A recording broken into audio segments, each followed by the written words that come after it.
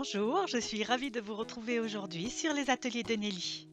Il y a 2 semaines, rappelez-vous, je vous ai proposé sur cette chaîne un tutoriel de mini-album cascade. C'était une cascade toute simple et au terme de cette vidéo, je vous ai posé la question pour savoir si une cascade interactive pourrait vous intéresser. Vous avez été nombreuses à me répondre par la positive et donc aujourd'hui, j'ai le plaisir de vous présenter une vidéo tuto avec une cascade interactive à tirer. Vous allez voir, la construction de cette carte est vraiment très facile. Et lorsque vous tirez la tirette et que les pages se déplient, c'est magique. Je suis Nelly et toutes les semaines, je vous offre des tutoriels, conseils et astuces pour que vous développiez votre créativité tout en vous amusant. Et je ne sais pas ce que vous en pensez, mais moi je pense que les cartes pop-up sont amusantes par nature. C'est pour ça qu'on les aime, leurs mécanismes nous mettent en joie. Donc allons-y, créons cette jolie petite carte. Pour ce faire, j'ai utilisé la collection de papier Jardin de Pivoine de chez Stampin' Up. Vous savez combien j'aime les papiers imprimés, les collections de chez Stampin' Up sont magnifiques. Pour réaliser ce projet, il me faudra une base de carte en papier cartonné que j'ai choisi ici gris-souris. Donc c'est un papier A4 plié en deux et coupé en deux. Il me faudra également un rectangle de papier cartonné de 11 par 26 cm. Ce rectangle de papier cartonné, je vais poser la grande longueur sur mon coupe-papier et je vais le plier à 13 cm, 14,5 cm, 16 cm, 17,5 cm, 19 cm et 23 cm. Je me retrouve donc avec un pli de 3 cm à la base de mon projet. Je vais le retourner et découper sur 2 cm jusqu'au pli de chaque côté. Et ensuite, je découpe sur le pli jusqu'à ma découpe pour obtenir une petite découpe en T. Et voilà ce que ça donne. Je n'ai plus qu'à marquer mes plis et la structure de ma carte est déjà terminée. Lorsque je vais plier la carte en deux et que je vais me servir des petites ailes du T pour l'emprisonner, si je tire sur la base, ça déploie le mécanisme.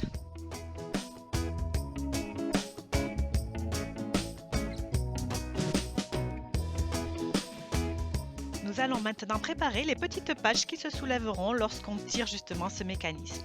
Pour cela, il va nous falloir 4 carrés de papier cartonné uni de 7 par 7 cm.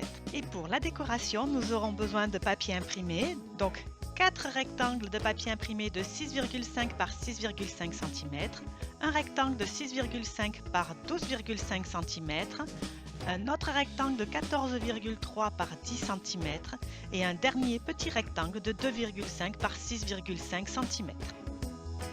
Je commence à coller à l'intérieur de mon mécanisme le rectangle de papier imprimé qui fait 6,5 par 12,5 cm. C'est celui qui va se voir lorsque l'on tirera la tirette vers nous. Je replie ensuite ma bande de papier de façon à ce que les marques de pli soient sur le dessus et je colle à son extrémité la bande de papier qui fait 2,5 par 6,5 cm. Je vais à présent pouvoir passer aux pages de ma cascade. Je vais commencer par coller ma première page sur le pli qui est le plus à droite. Je fais bien attention à ne pas le faire dépasser sur le pli pour que le mécanisme s'active bien et je ne colle que sur la partie qui est entre les deux bandes de pli. Et je fais ainsi de suite pour les 4 pages en revenant vers la gauche. Je tiens à préciser que ce tuto n'est pas de moi, je l'ai vu à plusieurs reprises sur YouTube.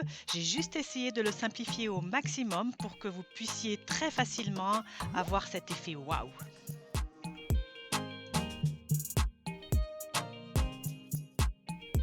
Revenons maintenant à notre base de carte. Sur la base de carte, j'ai collé le rectangle de papier qui faisait 14,3 par 10 cm.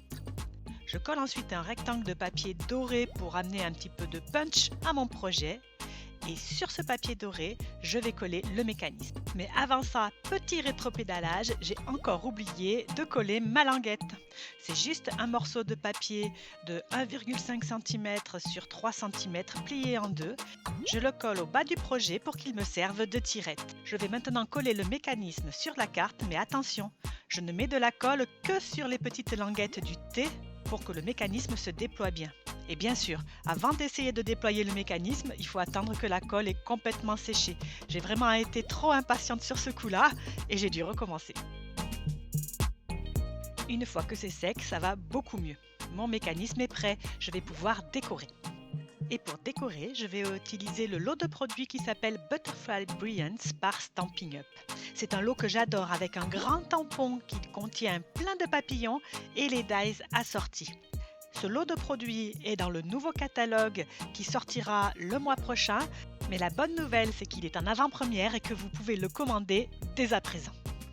J'en profite pour vous dire que si vous n'avez pas de démonstratrice et que vous souhaitiez recevoir un catalogue papier par la poste gratuitement, laissez-moi un message sur ma boîte mail et je me ferai un plaisir de vous en envoyer un exemplaire. Pour pouvoir tamponner facilement cette grosse planche de tampons qui est quand même assez imposante, j'utilise l'outil Stamparatus. C'est un positionneur de tampons et lorsqu'on a des petites imperfections comme là sur la gauche, c'est très facile de venir reposer le tampon exactement à la même place. Le résultat est maintenant parfait. Je vais pouvoir découper tous ces papillons avec le dies qui est assorti. Un petit tour dans la machine de découpe et voilà ce que ça donne.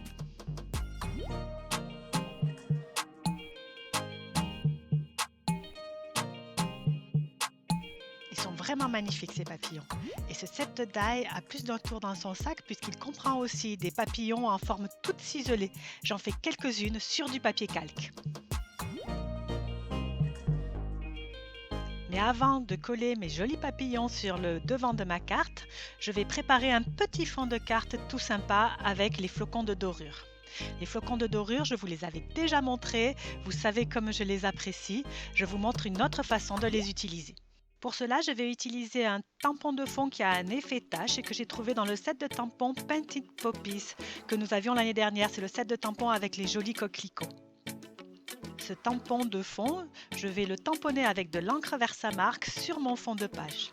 Je vais ensuite mettre de la poudre à coller chauffante dessus et la chauffer avec mon pistolet chauffant justement. Grâce à cela, l'application de mes flocons de dorure est un jeu d'enfant.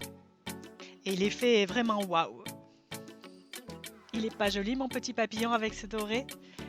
Je vais maintenant décorer les autres pages de ma carte cascade. Et puisque mon encre Versamark et mes poudres à embosser sont sorties, j'en profite pour décorer avec de la poudre à embosser blanche la troisième page de ma carte cascade. Est-ce que vous savez que l'embossage est ma technique préférée de scrapbooking?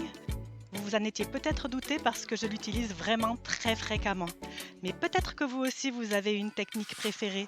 Est-ce que c'est l'embossage comme moi? Ou bien vous préférez peut-être les techniques de colorisation ou d'autres techniques encore dont je ne pense pas là tout de suite?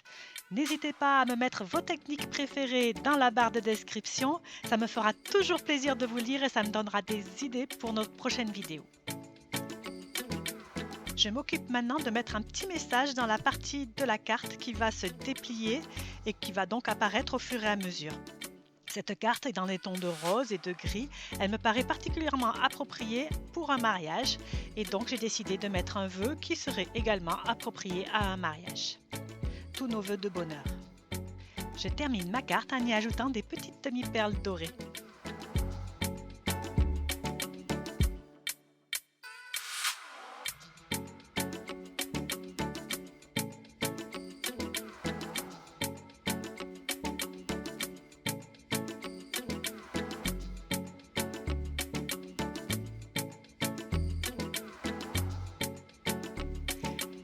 Notre carte est à présent terminée. Il nous suffit de tirer sur la languette pour que tout le mécanisme se déploie et c'est vraiment une carte à effet waouh comme je les appelle. Comme je me suis régalée de faire cette carte, j'en ai fait une autre sur le même principe. Je vous montre tout de suite.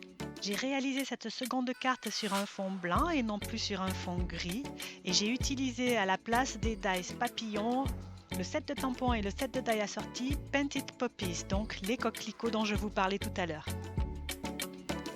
Et malgré son mécanisme super amusant, cette carte reste néanmoins une carte classique qui s'ouvre comme une carte. On dirait un câlin avec un pli au milieu, comme dirait notre responsable Stampin' Up. Notre projet du jour est maintenant terminé. Je suis vraiment impatiente de voir ce que vous allez faire avec ce tuto. N'hésitez pas à me montrer comme d'habitude, je suis super contente quand vous le faites. Si vous avez aimé cette vidéo, n'hésitez pas à mettre un pouce en l'air ou à vous abonner. Ça récompense mon travail et ça me fait toujours super plaisir. En attendant, je vous retrouve la semaine prochaine pour un nouveau projet tuto carterie ou scrapbooking. Au revoir!